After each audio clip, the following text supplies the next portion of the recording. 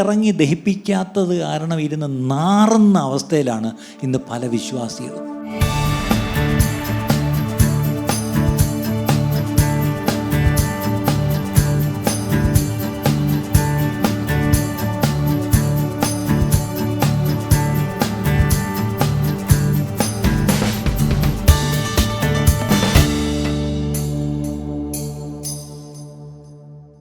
ഞാൻ ഏറ്റവും കൂടുതൽ പ്രസംഗിച്ചിട്ടുള്ളൊരു വേദഭാഗം ഏതെന്ന് ചോദിച്ചാൽ മുടിയനായപുത്രൻ്റെ കഥയോ 23-ാം സങ്കീർത്തനെ ആസ്പദമാക്കിയോ ഒന്നുമല്ല. ഞാൻ ഏറ്റവും കൂടുതൽ പ്രസംഗിച്ചിട്ടുള്ളൊരു വേദഭാഗം റോമാലേഖനം 12-ാം അധ്യായം 1-2 വാക്യം തന്നെയാണ്. അത് ഞാനിപ്പോൾ ഈ ദിവസങ്ങളിൽ ശ്രദ്ധിച്ചാൽ അറിയാം. ഏത് രാജ്യത്ത് പോയാലും ഏത് ചർച്ചിൽ പോയാലും ഞാൻ അതൊരു കുറിവാക്യമായിട്ടാണ് ഞാൻ പലപ്പോഴും പ്രസംഗിക്കുന്നത്. എന്താണെന്ന് അറിയത്തില്ല, ആ വാക്യം ഓരോ പ്രാവശ്യം വായിക്കുമ്പോഴും അത് പ്രസംഗിക്കുമ്പോഴൊക്കെ പുതിയ പുതിയ ആശയങ്ങളും പുതിയ പുതിയ മർമ്മങ്ങളും ദൈവാത്മാവ് വെളിപ്പെടുത്തി തന്നുകൊണ്ടേ ഇരിക്കുന്നുണ്ടോ എന്നൊരു സംശയമുണ്ട്. അപ്പം ഇന്ന് നമുക്ക് അതിലേക്കൊന്ന് പോയിട്ട് നമുക്ക് കുറച്ചുകൂടെ മുന്നോട്ട് പോകാം. Romans chapter 12 verse 1 and 2. റോമാലേഖനം 12-ാം അധ്യായം 1-2 വാക്യം. സഹോദരിമാരെയും ചേർത്ത് ഞാൻ ദൈവത്തിന്റെ മനസ്സലിവ് ഓർപ്പിച്ച് നിങ്ങളെ പ്രബോധിപ്പിക്കുന്നത് നിങ്ങൾ ബുദ്ധിയുള്ള ആരാധനയായി നിങ്ങളുടെ ശരീരങ്ങളെ ജീവനും വിശുദ്ധിയും ദൈവത്തിന് പ്രസാദമുള്ള യാഗമായി സമർപ്പിപ്പീൻ. നിൽക്കട്ടെ, അത് മലയാളത്തിൽ ഇങ്ങനെ ഇതാണ് ആ തർജ്ജമ. പക്ഷേ ഞങ്ങൾ രാവിലെ ഇംഗ്ലീഷ് സർവീസിലും ഇതേ ഭാഗം തന്നെ എടുത്ത് വായിച്ചത്. ഹോളി സാക്രിഫൈസ് അല്ലേ, വിശുദ്ധിയുള്ള യാഗമായി നമ്മളെ തന്നെ സമർപ്പിക്കണം. യാഗമായിട്ടാണെന്നാണ് ബൈബിൾ പറയുന്നത്. അബ്രഹാം ഇസാഹാക്കിനെ കൊണ്ട് സമർപ്പിച്ചു, നമ്മൾ കണ്ടു. പക്ഷേ ഇവിടെ നമ്മൾ ഓർക്കുന്നത് പുതിയ നിയമത്തിൽ പറയുന്നത് നമ്മളെ തന്നെയാണ് സമർപ്പിക്കേണ്ടത് അല്ലേ, നമ്മളെ തന്നെയാണ് സമർപ്പിക്കേണ്ടത്. പക്ഷേ നമ്മൾ ആ സമർപ്പിക്കുന്ന ആ യാഗം അതാണ് ഏറ്റവും എന്താണ് അവിടെ എഴുതിയിരിക്കുന്നൊരു കാര്യം. ബുദ്ധിയുള്ള ആരാധന എന്ന് ഇംഗ്ലീഷിൽ കിടക്കുന്നു, മലയാളത്തിൽ കിടന്നു. ഇംഗ്ലീഷിൽ the spiritual act of worship എന്നാണ്. ശരിക്കുള്ള ആത്മീക ആരാധന എന്തെന്ന് ചോദിച്ചാൽ എന്നെ തന്നെ യാഗമായി അർപ്പിക്കുന്നതാണ്. അത് എന്നെ തന്നെ എന്ന് പറയുമ്പം എൻ്റെ ശരീരത്തെ യാഗമായി അർപ്പിക്കണം. നമുക്കറിയാം, പഴയ നിയമത്തിൽ ഒരു മൃഗത്തെ അർപ്പിക്കണം, ആദ്യം അതിനെ അങ്ങ് കൊല്ലണം. ആദ്യം നടക്കേണ്ടത് അതിൻ്റെ കില്ലിങ്ങാണ്. 2 അതിൻ്റെ തൊലി ഉരിച്ച് വേണ്ടാത്ത ഭാഗം എല്ലായിടത്തും കളഞ്ഞിട്ട് പിന്നെ അതിനെ കണ്ണമായി നുറുക്കി എന്നിട്ടാണ് അത് യാഗപീഠത്തിൽ വെക്കണം അല്ലേ. അപ്പോൾ യാഗപീഠത്തിൽ വെച്ചിട്ട് അവിടെ നോക്കണം, ആദ്യം നടക്കേണ്ടത് മരണം കഴിഞ്ഞാലേ ഈ പറഞ്ഞ പോലെ അതിനെ നുറുക്കി യാഗപീഠത്തിൽ വെക്കുന്നുള്ളൂ. പിന്നീട് ആ യാഗം കംപ്ലീറ്റ് ആവണമെങ്കിൽ മരിച്ചാലും പോരാ, മുറിച്ചാലും പോരാ, എന്താണ്, തീ ഇറങ്ങി അതിനെ ദഹിപ്പിക്കണം അല്ലേ. തീ ഇറങ്ങി ദഹിപ്പിക്കാത്തടത്തോളം കാലം മറ്റൊരു പ്രശ്നമുണ്ട്. എന്താണെന്നറിയാമോ, ഞാൻ കുറച്ചാൾ മുമ്പ് ഇവിടെ പറഞ്ഞൊരു സ്റ്റേറ്റ്മെൻറ്റ് നിങ്ങൾ ഓർക്കുന്നുണ്ടായിരിക്കും. Most of our altars are well decorated. നമ്മുടെ പല യാഗപീഠങ്ങളും നന്നായിട്ട് ഡെക്കറേറ്റഡാണ്, നല്ല അലങ്കരിച്ച് വെച്ചിട്ടുണ്ട്. പക്ഷേ എന്താണ് പ്രശ്നം? They are barren without the fire from above. ഉയരത്തിലെ തീ വന്നിറങ്ങി അതിനെ കൺസ്യൂം ചെയ്യാത്തടത്തോളം കാലം അതിങ്ങനെ ഇരിക്കും. ഞാൻ ചോദിച്ചോട്ടെ, ഒരു ചത്ത മൃഗത്തെ മുറിച്ചൊക്കെ വെച്ചിട്ട് തീ ഇറക്കാതിരുന്നാൽ അതിൻ്റെ അവസ്ഥ എന്താവും? കുറേ കഴിയുമ്പം നാറ്റം വയ്ക്കും, ഇറ്റ് വിൽ സ്റ്റിങ്ക്. ഇന്ന് പലപ്പോഴും നമ്മൾ ചത്തു എന്നങ്ങ് വിചാരിക്കുക. ശരി, ചത്തു അല്ല, ഇതിനെ ഒന്ന് ചത്ത് കിട്ടി, ഒന്ന് തൊലി ഉരിച്ചു, ശരിയാണ്. ഇപ്പം ഐഡൻറ്റിഫൈഡ് വിത്ത് അല്ലേ, ഈ തൊലി ഉരിക്കുമ്പോൾ ഒരു ഗുണം, പിന്നെ എല്ലാം ഒരുപോലെ ഇരിക്കും. ഇപ്പം നിങ്ങളെ കണ്ടാൽ എല്ലാം കണ്ട് ഒരുപോലെ ഇരിക്കുന്നു അല്ലേ. സഹോദരിമാരെല്ലാം തലയിൽ തുണിയിട്ട് കണ്ട് ഒരുപോലെ ഇരിക്കുന്നു അല്ലേ, എല്ലാവരും ഒരുപോലെ ഇരിക്കുന്നു. അപ്പോൾ ഇന്ന് നമ്മൾ ഈ പറഞ്ഞ പോലെ തൊലിയൊക്കെ ഉരിച്ച് എല്ലാവരും ഒന്നായി. പക്ഷേ ചത്തത് കൊണ്ടും തൊലി ഉരിച്ചത് കൊണ്ടും ആയില്ല. അടുത്തത് എന്താണ്? നുറുക്കി അല്ല വേണ്ടാത്തൊക്കെ എടുത്ത് കളഞ്ഞു. ചിലതൊക്കെ എന്ത് ചെയ്യും? എടുത്ത് കളയും. ചിലതൊക്കെ എടുത്ത് കളഞ്ഞിട്ടുണ്ടോ? പഴയ ഷാപ്പിൻ്റെ ഫ്രണ്ടിൽ കൂടെ പോകുമ്പോൾ ഒന്നും ഇല്ലല്ലേ, കുഴപ്പമൊന്നുമില്ലല്ലോ. ഈയിടയ്ക്ക് സൗരം പറഞ്ഞ ഞാനൊരു ഭയങ്കര മഴയത്ത് ഇത് റെയിൻ കോട്ടില്ലായിരുന്നു, സ്കൂട്ടർ നിർത്തി ഒരു പെട്ടിക്കടയുടെ സൈഡിൽ നിന്ന്. അപ്പോൾ അവിടെ നിന്നപ്പോൾ കുറേ പേര് വേറെയും ഇങ്ങനെ ഒതുങ്ങി നിന്ന്. അതിൽ ഒരുത്തന്നെ ഒരു സിഗരറ്റ് മേടിച്ച് വലിച്ചങ്ങോട്ട് ഊതി പുക വിട്ടപ്പം ആ പുക ഇങ്ങനെ എൻ്റെ മൂക്കിലോട്ടടിച്ചപ്പം 10-25 വർഷം മുമ്പ് ഞാൻ നിർത്തി ആ ശീലം. എന്ത് ചെയ്തു? ഞാനും പതുക്കെ ചെന്നൊരു സിഗരറ്റ് മേടിച്ച് കത്തിച്ച് വലിച്ചു. 25 വർഷം കഴിഞ്ഞിട്ടും ഒരു പുക നമ്മളെ പ്രലോഭിപ്പിച്ച് കളഞ്ഞു അല്ലേ. അതുകൊണ്ട് ഈ പറഞ്ഞ പോലെ ഈ പണ്ടവും കുടലും ഒക്കെ എടുത്ത് കളയണം എന്നാണ്. ഈ വേണ്ടാത്തതൊക്കെ എടുത്ത് അത് യാഗപീഠത്തിൽ വയ്ക്കാൻ വകുപ്പില്ല, അതിനെയൊക്കെ എടുത്ത് കളയണം. എന്നിട്ട് വേണം ഇതിനെ നുറുക്കാൻ, എന്നിട്ട് വേണം ആ യാഗപീഠത്തിൽ വയ്ക്കാൻ. പക്ഷെ ഇത്രയൊക്കെ ചെയ്ത് വെച്ചിട്ടും തീ ഇറങ്ങി അതിനെ ദഹിപ്പിച്ചില്ലെങ്കിൽ ആലോചിച്ച് നോക്കി, അതിരുന്ന് നാറും. റോഡിൽ ഒരു പട്ടി ചത്ത് കിടന്നിട്ട് എടുത്ത് മാറ്റിയില്ലെങ്കിൽ പതുക്കെ പതുക്കെ നാറ്റം വരുന്ന നിങ്ങൾ അറിയാമല്ലോ. യാഗപീഠത്തിലിരുന്നാലും നാറും പ്രിയ. യാഗപീഠത്തിൽ വെച്ചാൽ നാറാതിരിക്കത്തില്ല. യാഗപീഠത്തിൽ വെച്ചിട്ടും തീ ഇറങ്ങി ദഹിപ്പിക്കാത്തത് കാരണം ഇരുന്ന് നാറുന്ന അവസ്ഥയിലാണ് ഇന്ന് പല വിശ്വാസികളും. ഞാൻ പറഞ്ഞ വാക്കിച്ചിട്ട് കടുത്തതെന്ന് എനിക്കറിയാം. Our prayer should be, Lord let your fire from above come down and consume us. അവിടുത്തെ ആത്മാവ് ഇറങ്ങി ഞങ്ങളെ കത്തിക്കണമേ കർത്താവേ. കത്തിക്കാത്തുള്ള കാര്യം, ഞാൻ ചത്തിട്ടും കാര്യമില്ല, എൻ്റെ ചില ശീലങ്ങൾ മാറ്റിയിട്ടും കാര്യമില്ല, എന്നെ ചിലതൊന്നും കട്ടു സൈസ് എന്ന് പറഞ്ഞാൽ എന്നെ മുറിച്ചിട്ടും കാര്യമില്ല. തീ ഇറങ്ങുമ്പോഴാണ് ആ വാസനയാണ് സ്വർഗത്തിലേക്ക് ചെല്ലേണ്ടത് പ്രിയപ്പെട്ടവരെ, അല്ലേ? That's aroma. അത് ആ സൗരഭ്യ വാസന മുകളിലേക്ക് ചെന്നിട്ട് സ്വർഗത്തിൽ ദൈവം അത് മണത്തിട്ട്. നോഹയുടെ കാര്യത്തിൽ നമുക്കറിയാം, ദൈവം തന്നെ ഇറങ്ങി ഇങ്ങ് വന്നു. അതെവിടാ മോനെ ഈ നല്ല മണം വരുന്നത്, എവിടെന്നാ? അപ്പം ഗബ്രിയേലോ മീഖായേലോ പറഞ്ഞ്, കർത്താവേ അത് നോഹയോ? ആ നോഹയോ എവിടെ? നമുക്ക് പോകാം ബാ. എല്ലാവരും കൂടി ഇറങ്ങി ഇങ്ങ് വന്ന് നോക്കിയപ്പം നോഹ പെട്ടകത്തിന് പുറത്തിറങ്ങിയിട്ട് ശുദ്ധിയുള്ള പക്ഷികളിൽ നിന്ന് ചിലതിനെ എടുത്ത് അർപ്പിച്ചു. അത് മുകളിലേക്ക് ആ വാസന ചെന്നപ്പം സ്വർഗത്തിൽ നിന്ന് ദൈവം ഇറങ്ങി വന്നതായിട്ടാണ് നമ്മൾ വായിക്കുന്നത്. ഇന്ന് ഞാനും നിങ്ങളും ശരിയായിട്ട് പാടുന്ന പാട്ട് കേട്ടിട്ടൊന്നും നമുക്ക് ദൈവത്തെ ഇറക്കാൻ പറ്റത്തില്ല.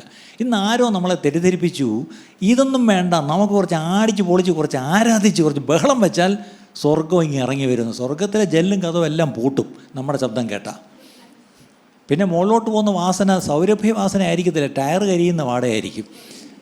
പെട്ടെന്നൊരിക്കൽ സ്വർഗത്തിൽ പെട്ടെന്നൊരു എന്താ ദൂതന്മാരൊക്കെ അങ്ങോട്ടും ഇങ്ങോട്ടും ഓടി അവരെല്ലാവരും കഥവൊക്കെ അടച്ചു, ജനലൊക്കെ അടച്ചു, വെന്റിലേറ്റർ വരെ അവിടെ സീൽ ചെയ്തു.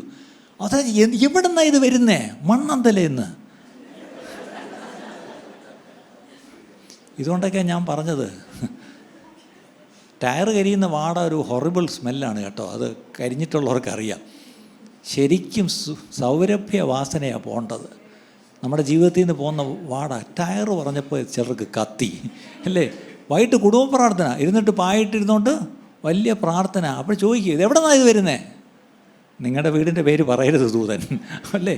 അതേ സമയത്ത് അവിടെ ശരിയായിട്ട് നിങ്ങൾ യാഗപീഠത്തിൽ വെച്ച്, അല്ലേ, ശരിയായിട്ട് നുറുക്കപ്പെട്ട് നിങ്ങൾ ആ യാഗപീഠത്തിലിരിക്കുകയാണെങ്കിൽ സ്വർഗത്തിലെ തീ താനേ ഇറങ്ങി, അല്ലേ? ആ വാസന മുകളിലേക്ക് ചെല്ലുമ്പം സ്വർഗം അത് മണത്തിട്ട് പറയും, അല്ലേ? കർത്താവ് പറയുന്നൊരു, പിതാവ് പറയുന്നൊരു വാക്കുണ്ട്, ഓ he is my beloved son, he is my beloved daughter, I am well pleased with him.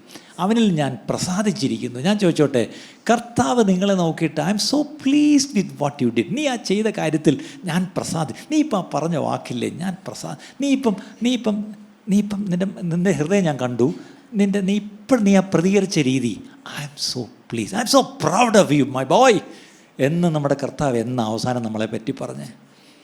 നമ്മളുടെ ഭൂമി കാണിക്കുന്ന ഓരോന്ന് കണ്ടിട്ട് കർത്താവ് തലയെ മുണ്ടുവിട്ട് ഓടുക. കാര്യം, ദൈവമേ ഇവനെ എങ്ങനെ എൻ്റെ മകനെന്ന് പറയാൻ അവനിപ്പം പറഞ്ഞ കേട്ടോ, അവളിപ്പം പെരുമാറിയ കേട്ടോ. ആലോചിച്ച് ഇതാണ് ഇന്നത്തെ പ്രശ്നം. അല്ല, നമ്മുടെ ഓരോ പ്രവൃത്തിയും, നമ്മുടെ ഓരോ വാക്കും, ഈവൻ നമ്മുടെ ഹൃദയത്തിലെ ചില നിരൂപണങ്ങൾ പോലും അതവനെ മറഞ്ഞിരിക്കുന്നില്ലല്ലോ, അല്ലേ? ഒരു പക്ഷേ നമ്മളെ അപമാനിക്കുമ്പം, അല്ലെങ്കിൽ നമ്മളെ ഈ പറഞ്ഞ പോലെ നമ്മളെ ആരെങ്കിലും നമുക്ക് നഷ്ടകഷ്ടങ്ങൾ ഉണ്ടാക്കുമ്പം നമ്മൾ അവരോട് പെരുമാറുന്ന രീതി, അവരോട് ഹൃദയം കൊണ്ടങ്ങ് ക്ഷമിച്ചാൽ അതുപോലും കർത്താവ് അറിയും. അപ്പം കർത്താവ് പെട്ടെന്ന് ഐ എം സോ പ്ലീസ്ഡ്, ഞാൻ പ്രസാദിച്ചിരിക്കുന്നു എന്നാ പ്രിയപ്പെട്ടവരെ നമ്മളെക്കുറിച്ച് കർത്താവ് ഇത് പറയുന്നത്, അല്ലേ? നമ്മളെക്കുറിച്ച് യേശുവിനെ പറ്റി ഒരു വട്ടം പറഞ്ഞെന്നല്ല, നമ്മളെക്കുറിച്ച് നിരന്തരം കർത്താവ് അത് പറയണം. നമ്മുടെ ഓരോ വാക്കും സ്വർഗത്തിൽ നിന്നൊരു ശബ്ദം, അത് നമുക്ക് വിശ്വാസത്താൽ കേൾക്കാം. I M so pleased with the decision you just now made. നീ ഇപ്പം പറഞ്ഞ വാക്ക്, ഞാൻ പ്രസാദിച്ചു, അതാണ് ഞാൻ പ്രതീക്ഷിച്ചത്. നീ ലോകക്കാരെ പോലെ സംസാരിച്ചില്ലല്ലോ, നീ അവിശ്വാസികളെ പോലെ സംസാരിച്ചില്ലല്ലോ, നീ ആ കഷ്ടത്തിൽ നീ എന്നെ സ്തുതിച്ചല്ലോ. ഒരുപക്ഷെ നിങ്ങളുടെ ആ കഷ്ടതയിൽ ഇരിക്കുമ്പോഴുള്ള സ്തുതി, സ്തോത്രം. ഞാൻ പറയട്ടെ, എല്ലാവരും കൂടെ ചേർന്ന് ആരാധിക്കുമ്പോൾ കൂടെ കിടന്ന് ചാടി ആരാധിക്കാൻ പ്രത്യേകിച്ച് കഴിവൊന്നും വേണ്ട, ആ കൂട്ടത്തിലങ്ങ് പോവും. പക്ഷേ എഴുന്നേറ്റിരിക്കാൻ വയ്യ, അല്ലെങ്കിൽ കിടക്കാൻ വയ്യ, എനിക്ക് ശ്വാസം വിടാൻ വയ്യ, വേദന കൊണ്ട് ഞാൻ പൊളയുന്നു. എൻ്റെ കൂടെ ഇരുന്ന് എൻ്റെ സന്തത സഹചാരി എന്തെങ്കിലും ഒന്ന് ശരി, എൻ്റെ തക്ക തുണ ഇരുന്ന് എനിക്ക് തട്ടി എന്നെ ഇങ്ങനെ ഈ പറഞ്ഞ പോലെ ആശ്വസിപ്പിച്ച് എൻ്റെ കൂടെ ഉറക്കളച്ചിരിക്കും എന്ന് വിചാരിച്ച് എൻ്റെ തക്ക തുണ ഒരുപക്ഷെ അങ്ങോട്ട് മാറിക്കിടന്ന് പോത്തുപോലെ കിടന്ന് കൂർക്കം വലിച്ച് ഉറങ്ങുകയാണെങ്കിൽ, കാരണം എത്ര നേരം അവരൊക്കെ കാത്തിരിക്കുന്നത്, അവർക്കൊരു ഇതില്ലേ.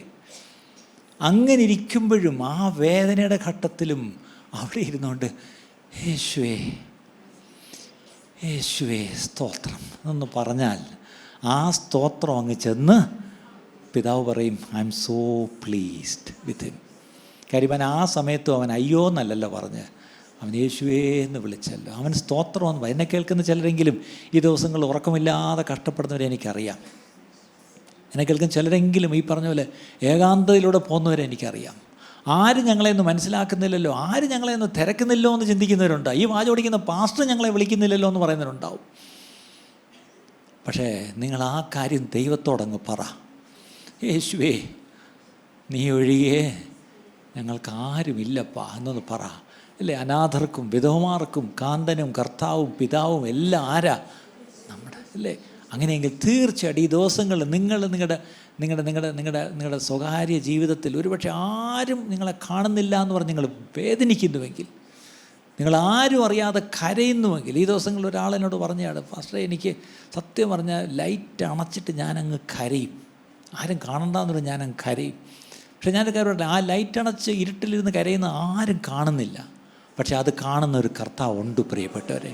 അല്ലേ, അപ്പം ഈ ദിവസങ്ങളിൽ ആ ഒരു നുറുക്കമാണ് നമുക്ക് വേണ്ടിയത്. അപ്പം ഞാൻ യാഗപീഠം തന്നെയാണ് പറഞ്ഞു കേൾക്കുന്നത്, decorated alters without the fire of God means nothing. അല്ലേ, ഇന്ന് യാഗപീഠം നന്നായിട്ട് വെച്ചിട്ടുണ്ട്. ചിലപ്പം നമ്മളും വെട്ടി നുറുക്കിയൊക്കെ വയ്ക്കും, ഞായറാഴ്ച കൊണ്ടുവന്ന് എല്ലാം വെട്ടി നുറുക്കി വെച്ചിട്ട് പോകും. അതിരുന്ന് അടുത്ത ഞായറാഴ്ച ആകുമ്പം ഇവിടെ പുഴുത്ത് നാറിയിരിക്കും. കാരണം ഒരാഴ്ചത്തെ ജീവിതം അങ്ങനെയല്ലേ. അല്ലേ, ആലോചിച്ച് നോക്കിയേ. ഇന്നിവിടെ വലിയ ആരാധനയൊക്കെ നമ്മൾ നടത്തും, ഇത് കഴിഞ്ഞിട്ട് വീട്ടിൽ പോയി നമ്മൾ എങ്ങനെയാണ് പെരുമാറുന്നത്? നാളെ മുതൽ ഈ പറഞ്ഞ പോലെ നമ്മൾ ലോകത്തിറങ്ങി നടക്കുമ്പോൾ നമ്മൾ എങ്ങനെയാണ് ജീവിക്കുന്നത്? നമ്മുടെ വാക്കുകൾ എപ്പോഴും എങ്ങനെയുള്ളതാണ്? അല്ലേ, നമ്മുടെ തീരുമാനങ്ങൾ എങ്ങനെയാണ്? നമ്മുടെ പ്രവൃത്തികൾ എങ്ങനെയാണ്? അതനുസരിച്ചിരിക്കും ഈ തീ ഇറങ്ങി അത് കത്തിച്ച് ആ അരോമ മുകളിലേക്ക് പോകുന്നത്. അപ്പോൾ ഇവിടെയാണ് 51-ാം സങ്കീർത്തനം 17-ാം വാക്യം, ദാവീദിൻ്റെ സങ്കീർത്തനമാണ്. Psalm 51:17, 51-ാം സങ്കീർത്തനം 17-ാം വാക്യം. ദൈവത്തിൻ്റെ ഹനനയാഗങ്ങൾ തകർന്നിരിക്കുന്ന മനസ്സ്, തകർന്നും നുറുങ്ങിയും ഇരിക്കുന്ന ഹൃദയത്തെ ദൈവമേ നീ നിരസിക്കയില്ല. തകർന്നും നുറുങ്ങിയും ഇരിക്കുന്ന ഹൃദയത്തെ ദൈവമേ നീ നിരസിക്കയില്ല. തകർന്ന ഹൃദയം, നുറുങ്ങിയ ഹൃദയം, ദൈവം നിരസിക്കാത്ത ഒരേ ഒരു കാര്യമുണ്ടെങ്കിൽ എന്താണ്? തകർന്ന് ചെല്ലണം. ഇത് പലപ്പോഴും നമ്മളെ ഭൂമിയിൽ പലരും നമ്മളെ നിരസിക്കും പറയും, നമ്മുടെ വേണ്ടപ്പെട്ടവർ നമ്മളെ നിരസിക്കും. ഈ ഏറ്റവും വേണ്ടപ്പെട്ടവർ കൈവിടുന്ന അവസ്ഥ ഞാൻ ഈ ദിവസങ്ങളിൽ എനിക്ക് പരസ്യമായിട്ട് പറയാൻ ബുദ്ധിമുട്ടുണ്ട്. ചിലരുടെയൊക്കെ കാര്യങ്ങൾ ഞാൻ ശ്രദ്ധിക്കുമ്പം, നമ്മളിവിടെ ഉള്ളവരല്ല, പലരുടെ കാര്യങ്ങളൊക്കെ ഞങ്ങൾ അറിയുമല്ലോ, ആരും നോക്കാനില്ല, സ്വന്തം മകൻ തിരിഞ്ഞു നോക്കുന്നില്ല. ഈ പറഞ്ഞ പോലെ ഒറ്റയ്ക്ക് ഈ പറഞ്ഞ പോലെ ഒരു എന്താ പറഞ്ഞ ഒരു ചായ ഇട്ട് കുടിക്കാനുള്ള വകുപ്പില്ല. ഉണ്ടായിരുന്ന വീട് മറ്റാർക്കോ വേണ്ടി സഹായിക്കാൻ വേണ്ടി എഴുതി കൊടുത്തു, ഇപ്പം നോക്കാൻ ആരുമില്ല എന്ന് പറയുന്ന അവസ്ഥ. ഇതൊക്കെ സാധാരണയായിട്ട് ഇപ്പം നമ്മൾ കേൾക്കുന്നു. പക്ഷേ എല്ലാം ഇത് നമ്മൾ ഹൃദയം തകരണം, പക്ഷേ ഹൃദയം നുറുങ്ങണം. ഇത് രണ്ടും നടക്കേണ്ടത് എവിടെ? ദൈവസന്നിധിയിലാണ് പ്രിയപ്പെട്ടവർ. ഇന്നത്തെ പ്രശ്നം, നമ്മൾ മനുഷ്യരുടെ മുമ്പിൽ പോയി കരയുന്നു. അല്ലേ, ഇന്ന് രാവിലെ എന്നോട് ഒന്നിട്ട് പേര് വന്ന് സംസാരിച്ചപ്പോൾ ഞാൻ പറഞ്ഞു, എനിക്കൊരു മനുഷ്യ നിലയ്ക്ക് എനിക്കിത് കേട്ടപ്പോൾ എനിക്ക് മനസ്സിലാവുന്നുണ്ട്, നിങ്ങളുടെ ദുഃഖം എനിക്ക് മനസ്സിലാവും, എനിക്ക് വേണേൽ സിമ്പതൈസ് ചെയ്യാം നിങ്ങളോട്. പക്ഷേ നിങ്ങളോട് ഞാനൊരു സഹതാപം പറഞ്ഞിട്ട് എന്താ കാര്യം? It doesn't do any good. പക്ഷെ ഒരു കാര്യം, ഈ എന്നോട് പറഞ്ഞത് കർത്താവിനോടങ്ങ് പറ, അതങ്ങ് കർത്താവിനോട് പറ. അങ്ങനെ കർത്താവ് എന്തെങ്കിലും ചെയ്യും. എനിക്കിത് കേട്ടിട്ട് വേണേൽ ഒന്ന് ആശ്വസിപ്പിച്ച് വിടാം, അത്രയേ ഉള്ളൂ. പക്ഷേ അതുകൊണ്ട് അവർക്ക് ആശ്വാസം കിട്ടണമെന്നില്ല. കർത്താവിനൊരു പരിഹാരം വെച്ചിട്ടുണ്ട്, കർത്താവ് ഒരു പരിഹാരം വെച്ചിട്ടുണ്ട് അവർക്ക്. പക്ഷെ ആ പരിഹാരം കർത്താവിൻ്റെ മുമ്പിൽ പോയി നുറുങ്ങിയാലേ ഉള്ളൂ. എന്നെ കേൾക്കുന്ന പ്രിയപ്പെട്ടവരെ, ഞാനത് വളരെ ഇതിലും കൂടുതൽ സിമ്പിളായിട്ട് എങ്ങനെയാണ് പറയുന്നത്? Go and cry before the Lord. ഹന്നയ്ക്ക് വീട്ടിൽ കരയാൻ പറ്റത്തില്ല, കാരണം അവിടെ ഈ പറഞ്ഞ സ്നേഹിക്കുന്ന ഭർത്താവുണ്ട്, ശരിയാ. പക്ഷെ അവിടെ ഒരാളിങ്ങനെ കുത്തിക്കൊണ്ടിരിക്കുക. പക്ഷേ ഒരു കാര്യം അവൾ തീരുമാനിച്ചു, ഇവിടെ എനിക്ക് പ്രാർത്ഥിക്കാൻ പോലും ഒരു സ്വാതന്ത്ര്യം, എനിക്ക് പ്രാർത്ഥിക്കാൻ പോലും ഒരു സൗകര്യമില്ല. ഒരു കാര്യം ചെയ്യും, ആലയത്തിൽ പോയിരുന്ന് പ്രാർത്ഥിക്കാം. അവൾ അവിടെ പോയിരുന്ന് പ്രാർത്ഥിച്ചു. ആ പ്രാർത്ഥന എവിടെ ചെന്നു? സ്വർഗത്തിൽ ചെന്നു. അവിടെ നോക്കി ആലയത്തിൻ്റെ ഉത്തരവാദിയായ മനുഷ്യൻ തെറ്റിദ്ധരിച്ചു. ഇതാണ് ഇന്നത്തെ വേറൊരു പ്രശ്നം. നമ്മളൊരു പക്ഷേ നിങ്ങൾ ആത്മാർത്ഥമായിട്ട് നിങ്ങളുടെ അവസ്ഥ പറയുന്നു, കരയുന്നു, പ്രാർത്ഥിക്കുന്നു. പക്ഷേ അതിനെ തെറ്റിദ്ധരിക്കുന്നവർ ഒരു പക്ഷേ ദൈവമക്കളിൽ തന്നെ കാണും, അല്ലേ? നിങ്ങൾ ചിലപ്പോൾ നിങ്ങൾ മറ്റുള്ളവർ കുറ്റം പറയും, ദൈവമക്കളായിരിക്കും കുറ്റം. ചിലപ്പോൾ പാസ്റ്റർമാർ വഴക്ക് പറയും. ഞാനും ചിലപ്പം ചിലരെയൊക്കെ വഴക്ക് പറഞ്ഞിട്ടുണ്ട് കേട്ടോ, ഉള്ള പറയണമല്ല. പക്ഷേ നിങ്ങളെ വഴക്ക് പറയുന്ന ദൈവമല്ല, നിങ്ങളുടെ കണ്ണീര് അത് യഥാർത്ഥമായിട്ട് ഉള്ളിൽ നിന്ന്, അല്ലേ? അത് വാഗൊണ്ട് ഈ പറഞ്ഞ പോലെ ചുണ്ടനങ്ങുന്നതല്ലാതെ ശബ്ദം പോലും വന്നില്ല എന്നവർ അത്രയ്ക്ക് നുറുങ്ങി അവൾ കരഞ്ഞത്. പക്ഷേ ആ നുറുക്കം ആര് കണ്ടു? സ്വർഗം കണ്ട് അവൾക്ക് ഉത്തരം കൊടുത്തു. ഈ ദിവസങ്ങളിൽ നിങ്ങൾ നുറുങ്ങുന്ന നുറുക്കവും നിങ്ങളുടെ തകർച്ചയും കാണുന്ന ഒരു കർത്താവുണ്ട് പ്രിയപ്പെട്ടവരെ. പക്ഷേ അതുകൊണ്ടാണ് ഞാൻ പറഞ്ഞത്, യാഗപീഠത്തിലേക്ക് വന്നങ്ങ് സമർപ്പിക്കുക. എനിക്കറിയാം പ്രത്യേക ഹെൽത്ത് ഇഷ്യൂസ് പലരുടെയും കാര്യം. അതുകൊണ്ട് ഇവിടെ ഒരാൾ ഫ്രണ്ട് ഇരിപ്പുണ്ട്, 2-3 സർജറി മേജർ കഴിഞ്ഞു. ഇനി അടുത്ത ഒരു സർജറി വേണേൽ ചെയ്യാം, അല്ലെങ്കിൽ പ്രത്യേകിച്ച് ചെയ്തിട്ട് കാര്യമില്ല. ഇങ്ങനെ പലതരം കാര്യമാണ്. അപ്പോൾ എന്നോട് ഈ ദിവസങ്ങൾ പറയാണ്, ഞാനിനി ഒന്നിനും പോകുന്നില്ല, ഞാൻ എൻ്റെ കർത്താവിലങ്ങ് ആശ്രയിച്ചു. ചിലപ്പോൾ അതേ ഉള്ളൂ വഴി. പക്ഷേ ഇന്നും ജീവനോടിരിക്കുന്നെങ്കിൽ എനിക്ക് വേറെ സൗകര്യം കണ്ടുപിടിപ്പുണ്ട്. ഞാൻ ആ സൗകര്യം ഇതുപോലെയാണ്. RCC ചെന്നിട്ട് ഡോക്ടർമാരുള്ള ട്രീറ്റ്മെൻറ്റ് എല്ലാം കൂടെ പറഞ്ഞ് അവസാനം നടൻ ഭാഷയെ പറഞ്ഞാൽ വട്ടായി. അപ്പോൾ എന്നോട് ഈ ട്രീറ്റ്മെൻറ്റ് പറഞ്ഞ ദിവസം പോകാത്തതുകൊണ്ട് ഡോക്ടേഴ്സ് വിളിച്ച് തിരക്കാൻ തുടങ്ങി. കാരണം നമ്മുടെ ആരാണ്ടൊക്കെ റെക്കമെൻഡ് ചെയ്ത് അങ്ങോട്ട് വിട്ടത്. അപ്പോൾ അവർ വിളിച്ച്, എന്തേ നിങ്ങളുടെ പേഷ്യൻ്റ് എന്തേ, വന്നില്ലല്ലോ, കണ്ടില്ലല്ലോ, തുടങ്ങിയില്ല, ചെയ്യണം, ഇല്ലേ കുഴപ്പമോ, ഇതാ. ഞാനും കൂടെ വിളിച്ചു പറഞ്ഞു, സൗകര്യം അങ്ങനെ മണ്ടത്തരം കാണിക്കരുത്, പോയി ആ ട്രീറ്റ്മെൻറ്റ് എടുക്കണം, ആ ട്രീറ്റ്മെൻറ്റ് പൂർത്തീകരിക്കണം. അപ്പോഴത്തേക്ക് എന്നിലുള്ള ഡോക്ടർ അങ്ങ് ഉണർന്നു. ഞാൻ ഉപദേശിക്കുന്നു, ഞാൻ അങ്ങനെന്തൊക്കെ പറഞ്ഞു. അപ്പോൾ അവസാനം എനിക്കിപ്പോഴും ഓർമ്മയുണ്ട്, ആ സഹോദരി കരഞ്ഞോണ്ട് പറഞ്ഞു, എന്നെക്കൊണ്ട് സഹിക്കാൻ പറ്റുന്നില്ല പാസ്റ്ററെ, ഈ ട്രീറ്റ്മെൻറ്റ് ഞാൻ ടോളറേറ്റ് ചെയ്യത്തില്ല, എനിക്കതിനുള്ള ബലമില്ല. അപ്പം ഞാൻ മിണ്ടിയില്ല. ശരിയാ, ഒരാൾക്ക് ബലമില്ലെങ്കിൽ നമുക്ക് എങ്ങനെ എന്ത് പറയാൻ പറ്റും? ആ ട്രീറ്റ്മെൻറ്റ് അവരങ്ങ് നിർത്തി. ഇപ്പോൾ എത്ര വർഷമായെന്ന് എനിക്കറിയത്തില്ല. സൗകര്യം ഇവിടെ ഇരിപ്പുണ്ടെങ്കിൽ അറിയാം. എത്രയോ വർഷമായി, 5-6 അല്ല കൂടുതലായി. സന്തോഷത്തോടെ കണ്ടുകൂടെ വരുന്നു. ഈ പറഞ്ഞ പോലെ ഇവിടുത്തെ ഹാർപ്പൻ ബോൾ എന്നൊരു പ്രാർത്ഥനയ്ക്ക്, എല്ലാ പ്രാർത്ഥനയ്ക്കും കൃത്യമായിട്ടും ആ പ്രേയർ ടവറിൽ പോയിരുന്ന് ഇവിടുത്തെ സഹോദരന്മാരോടൊപ്പം പോയിരുന്ന് പ്രാർത്ഥിക്കുന്നു. ഞാൻ പറഞ്ഞ വേറൊന്നും കൊണ്ടല്ല പ്രിയപ്പെട്ടവരെ. ചിലപ്പോൾ എനിക്ക് സഹിക്കാൻ പറ്റുന്നില്ല, സഹിക്കാൻ പറ്റിയെങ്കിലല്ലേ നമുക്കൊരു ട്രീറ്റ്മെൻറ്റ് പോലും എടുക്കാൻ പറ്റൂ, അല്ലേ?